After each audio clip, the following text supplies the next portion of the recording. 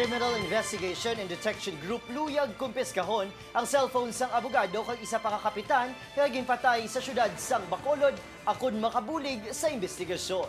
Yaring balita ang aton gintutukan. Agun mapadasig ang investigasyon sang Special Investigation Task Group sa kamatayon sa Attorney Rafaela Tutubo kag punong barangay Nelson Ligaya Jr. ipadangat subong sang Bacolod City Police Office sa Criminal Investigation and Detection Group nga kumpiskahon ang mga cellphone sang mga biktima. Ini matapos nga wala nagakooperar ang ilang mga pamilya nga nagresulta sa mahinay nga pagsulba sang kaso. Ilang beses na tayo nagpabalik-balik. We are requesting for the availability of the CCTV footages and his cellphone, but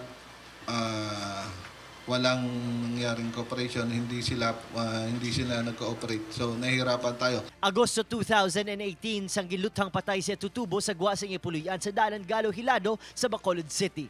Samtang si Ligaya naman ang ginpatay sa nagligad nga bulan. Ang duha ang lunsay gintiro sang riding in tandem suspect.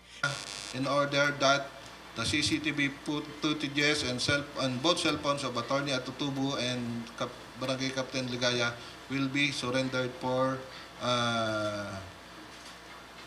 digital forensics examination. So yun yung procedure.